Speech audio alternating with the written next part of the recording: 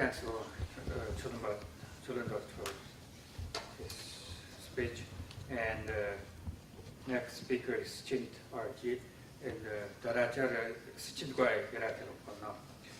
Sint Guai will ima overall Shirin Golas is the 120 to that overall Bakshi has Tanya Hane sort of like mathematic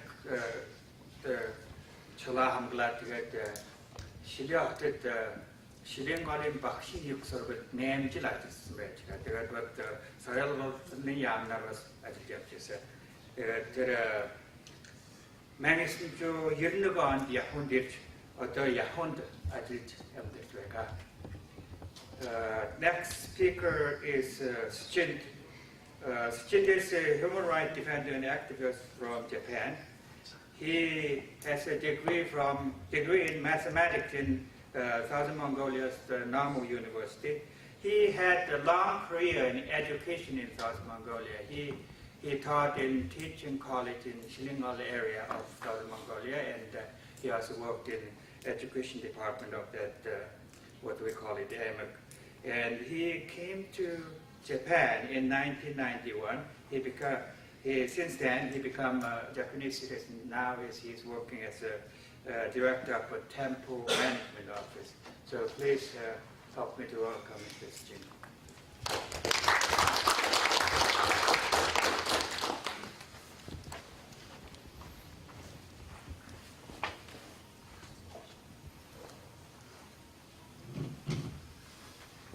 저는 오른쪽으로선 타고군 너는 드리면 주디 자기는 해석하러서 말가 인반데 어린 벌스네 어떤 게 작은 돈도 시작한다습니다. 마스카드 여러 말씀을 드려야 윤회 오르트 포른 좋은 타고군도 쟤는 잡샤네 얻었은 호르되게 이렇게 쓴 인구 같다. 아무래도가 만에 뭔가 좋다.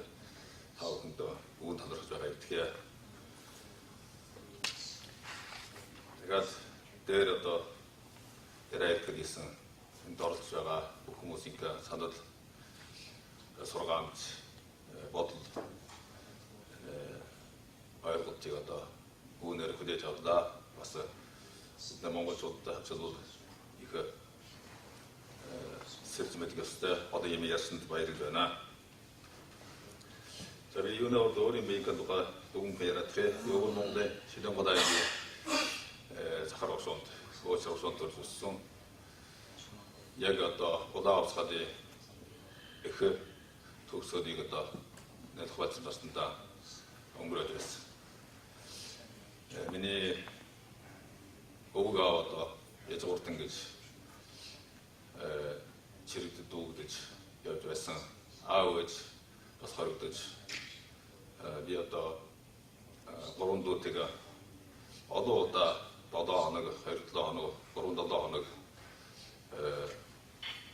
Hadamtago, Umrabias Chegosway.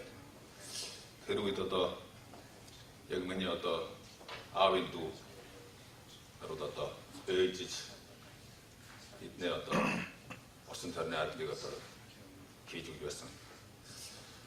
Thereto, I was getting us all. 얘는 그전에 아메리카 판다리스 때가 우리 그룹이 컴포스트 오치가 어떻게 된 옷은 간주 옷을 쓰고 내가 한번 썼다. 그래서 옷들에 그 어떤 박스로드 하고 있다는 안 굿다 박스로드 따라는 질보다 얘기 나는 박스로드 없는 질이 따라 хөдөө тосгон баригад багсруулж. Ингээд тэндээс бочаад хөдөөд баригадын багсруулд ихэд суусан байх юм. Энэ одоо яг миний чэйж хэрүүлд жарисан асуудлыг бодож байна. Яг үнэхээр одоо тэрнээс хойш хэлгэнгүй миний орчин танд байсан бод танилын дундх нөлөөгөөс болоод би ердөө манай монголчуудын энэ орчин тойрон соёлын талаар, амьдралын талаар хүнээ даралтын дор байна гэдгийг бол бэлчээр баг наснаас бодож ойлгож ирсэн гэж би өөрөө бодож байна. За 1978 онд би одоо өндөр дундын 2 дугаар анги байж байхдаа Хятадын анхудааны ерөнхий шалгалтаар дамжаад Өвөрмөгийн багшийн их сургуульд тоодын сургуульд орсон. Тэрнийхэн дараахан 79 онд Өвөр Монголчууд хандуулсан соёлын хувьсгалын тухай асуудал их шийдвэрлэх материал Өвөр Монголд одоо хятадуудыг чөлөөтэй оруулах шийдвэр зэргийн юмнаас болоод бид бол хятадын засгийн газар хандуулсан эсрэгүүдийг одоо хийж эхэлсэн байна. Ингээд 80 оны 11 сараас 81 он хүртэл бид бол олон жилийн аль баяр болж 81 оны өвд Өвөр Монголын хэмжээний сургуулийн хөдөө гэж гарсан. Энэ явцын дунд би одоо салбарын төлөөд сургуулийн төлөөд Өвөр Монголд бол 28 төлөөлөгч байсан. Өвөр Монголын сургуулийн хөдөлгөөний удирдах 28 төлөөлөгчийн нэг нь болж энэ хөдөлгөөнд оролцож байсан.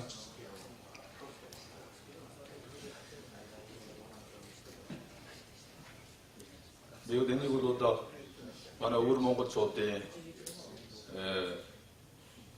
удаан жилд ингэж хүсэлдэгдэж дардагдж ирсэн үр дүнд гэж бодож байдаг. Гэхдээ бас Өвөр монголчуудын орчин үеийн хамгийн их том улс төрийн хөдөлгөөн гэж ойлгодог байна. За тэгвэл одоо цагийн хараас л бид бүгэн энэ Өвөр Монголын одоо сургаан хүмүүжил монголчуудын энэ сургуулийн тухай ямар шугуулсан байдалтай гэдгийг одоо дөнгөн хүн шиг ярмаас нэгж байна.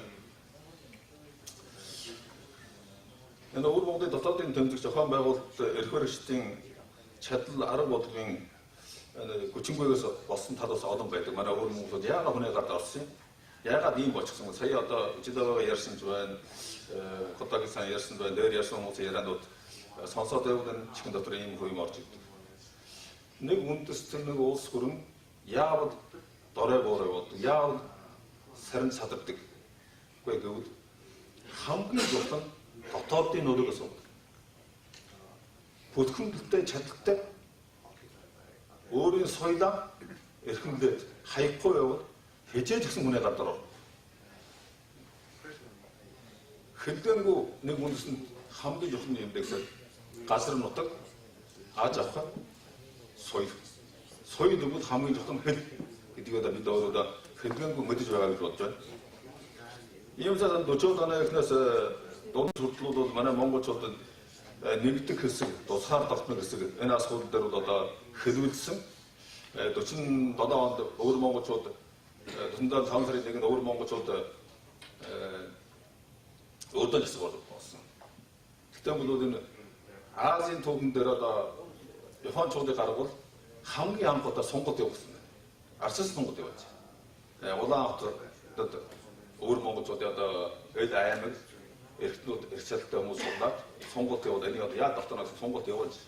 Тэгэхээр бол энэ зам харилцаа олон жилийн шалтгаанаас болоод тэр үе одоо хятадын чөлөөлөх ширгийг дагаж явсан энэ хүмүүс дунд нь ороод тусаад авахгүй биш.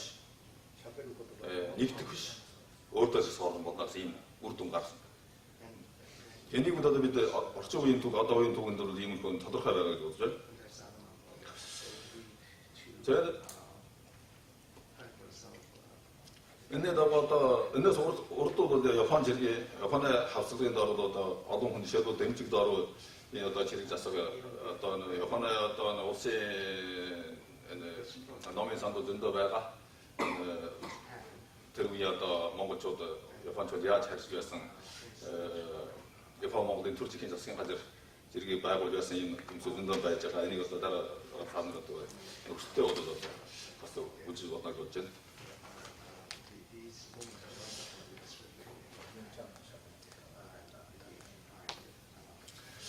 За тэгвэл одоо дахиад нэг хэлэх зөвхөн асуудал бол одоо сая манай 7 Өвөр Монголын ардын намын тэр үлгчийн нэрээр 이렇게 돼 있어. 우리 몽골의 arte 너무 그도 нэг도 одоохондоо ямар нэгэн байгуулсан юм биш. Гэдгийг бол ойлгох хэрэгтэй. Дээр бидний өвөг дээрээс энэ байгуулсан хамгийн чорын гарч улс төрийн зохион байгуулалтаа гэж ойлгох. Энийг энд нэг содоо тэнцлэх содоо хай нэгснийг би хэжээж зөвшөөрөхгүй гэдэг нэг илэрхийлэл санагдаж байна. Энэ одоо хэжээ яаж ойлгох байгуулалтад хэдэн онд ямар шиг дуртай байсан гэдгийг тааван дараагараас мэдэж болно. Тэгвэл одоо тэр удаа усхад үед, содоо усхад үед хэрж ирэх хүмүүс энэ өөр Монголын ардын намаас болоод амнасаа алдаж дарамтлагдаж захирлаж ийм одоо өөр монголчууд их зүрх цуснд нь гүн ийм эмгэнэлтэй одоо ийм өнгөрөлтийг үдээж өгсөн гэдэг одоо biz дараагаар мэдж болно гэж бодож байна. Одоо мэдж байгаа гэж бодож байна. Тэгээд тэгвэл өөр Монголын би одоо соёлын хэцэг гэж байна. Энэ Баянгол гэдэг нь сая дээр яриад донд гарч ирсэн. Энэ Баянгол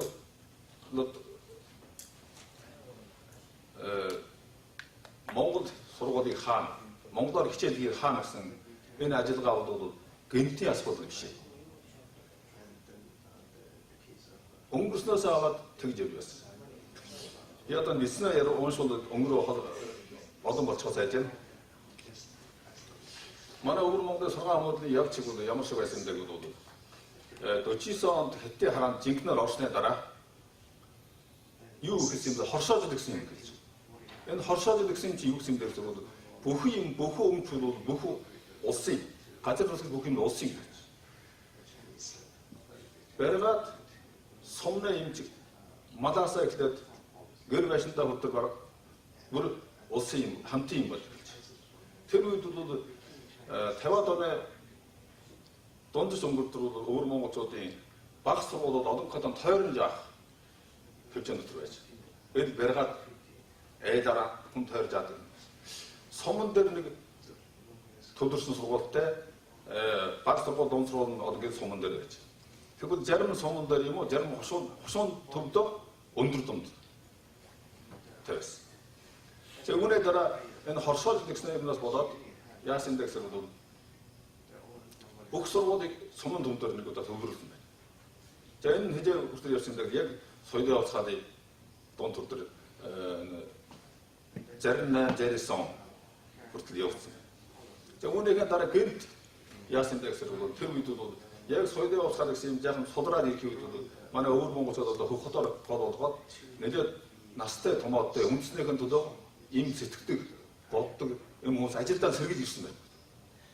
Ингээд яасан бэ гэсэн бол энэ монгол сургуулиудыг дахиж сэргээх тухай энэ яавал сэргээж чадна гэсэн асуулт.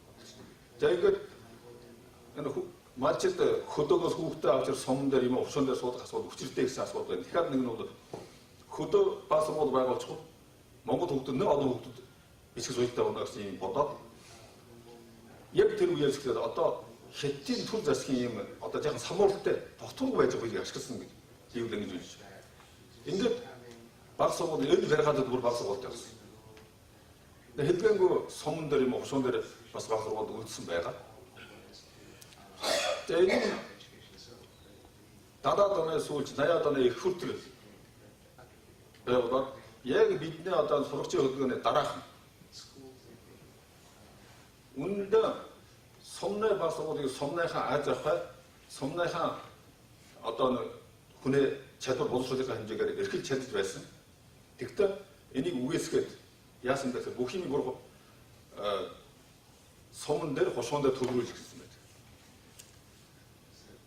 Миний мэдэж байхаар бол 80-аад оны ихэнх төрдөр бол хошуун том суман төвдөр шинээр Монгол сургууль, Монгол дунд сургууль, Монгол баг сургууль баригдаж байсан. Бас нэмэгдэж байсан.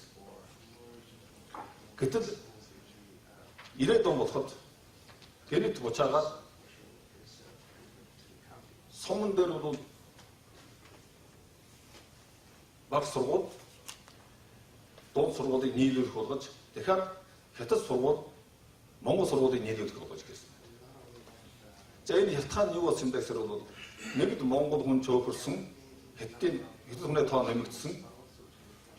Хоёрд 아츠멘트도 해석한다. 아츠멘트 해석하는 게 юу гэсэн юм бэ? Сургуулийн багшийн тоог хасан баяр байшныхын хэмжээг багасгах нь иймэрхүү аргаар ихсэн байдаг. За ингээд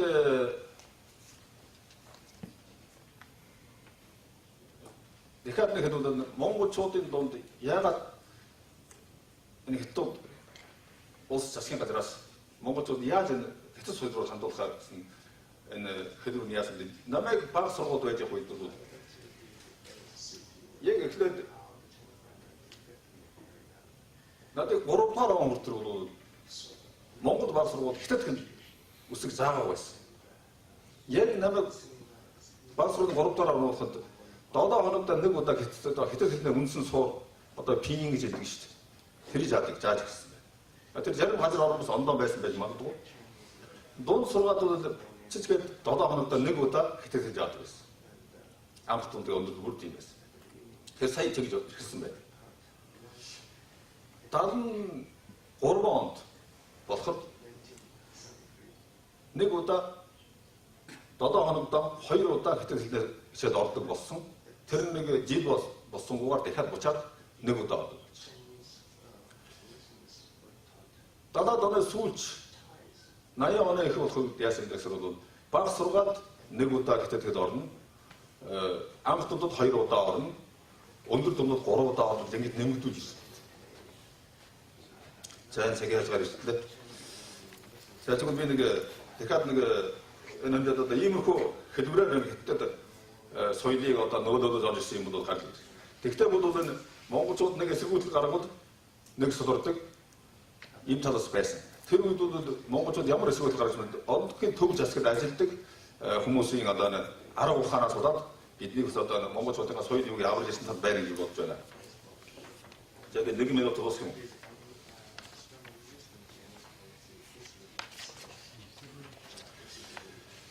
За уртлаад нэг бод тоо баримтын хэлчүүд энэ одоо яг үнэн бод одоогийн одоо тоо баримтаар ашиглаж 1979 он хүртэл бол 4387 баг сургууль 2002 он болоход бол 2761 болж хуурсан байна. 163 үлдэж.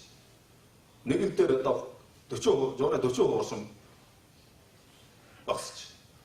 За 500 гаруй амх дунд байснаас 341 удаа хуурсан.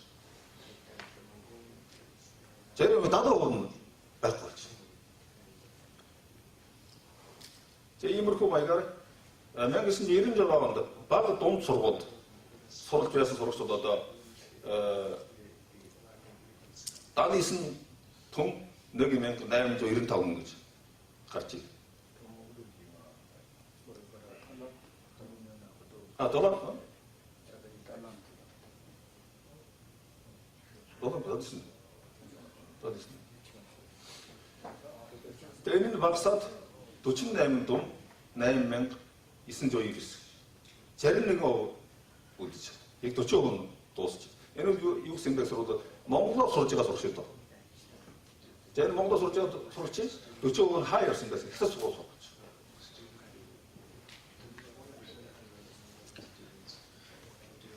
За мен гэсэн жоо 2004 он болоход Монголоор хичээж байсан сурагч одоо яг дахиад нэг баримтад орж ижээ. 72 том 1000 гаруй байснасаа 28 том болж байгаа. 40% үлдэж. Ийм. За энэ дунд бол миний өөрийн бодлын талаар бол хэлгэнгүй нийгмийн талаас хятадын олон жилийн арга бодлого жишээлбэл Монголоор сурсан хүүхдийг их сургууль төгссөн гэж ажилд авахгүй гэдэг юм уу? Засаг төрөнд Монголоор сурсан хүүхдийг ажилд авах байцдаг. Иймэрхүү талаар одоохноо байдаг. Дахиад нэг нь бол манай монголчууд өөрсдөө өөрийн хүүхдээ Монголоор сургая гэсэн тийм бодол санаа. Тийм одоо их нэмхэн дотмог болчихдог. Энийг бол одоо хэлгэнгүй засаг төрийн шахалт, даралт олон жилийн байгаа. Тэгээ нэг талаараа тэд өөрсдөө өөртөө хамаарч чадах. Өөрийн соёлыг өөртөө хамгаалж чадах юм талын энэ боловсрол хэрэгтэй гэдэг ингэж бодож байна. Хэлгэнгүй энэ тухай бол манай өөр Монгол өөрийн нутаг төсгөлтэйг томчиж байгаа, урааж байгаа ийм хүмүүстэй бол ихээр одоо дэмжлэг үзүүлээ.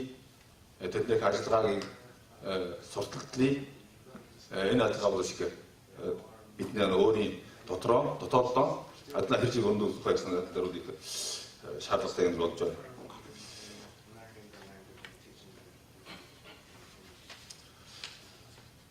За тэгээд энэ сабийн бичсэн яриад яваад одоо дуусахгүй юм байна. Одоо манай монголчуудад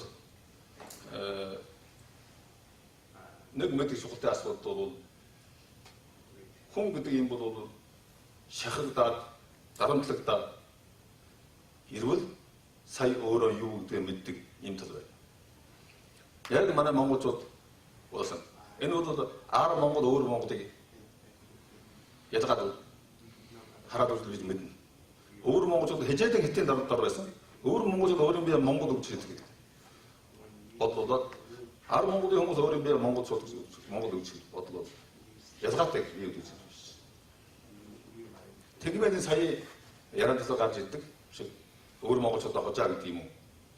Эсвэл одоо нэг газар орны хэл нутгийн хэл ялгааг ихээр сүмжилдэг юм юм асуудал гарч ирнэ. Энэ нь яг хэрэггүй асуудал. Яг хэрэггүй юм байна гэж бодож байна. За тэгээд энэ дахиад нэг нь бол манай өөр Монголд тулгарч байгаа нэг асуудал бол юм дэсэр бол энэ нутаг орны үхэлэн засаг захааны бичиг материалын донд Монгол хэл хэрэглэхийг хязгаарлаж гисэн. Энэ бол соёлоос өмнө бүх засаг захааны жинхэнэ бичиг материалуудын нэр томьёог хэцэлсэн байдаг. Жишээлбэл одоо засгийн газар гэсэн юм, хошууны засгийн газар гэсэн газрыг зүгээр хошууны ренфу гэж ярьдаг.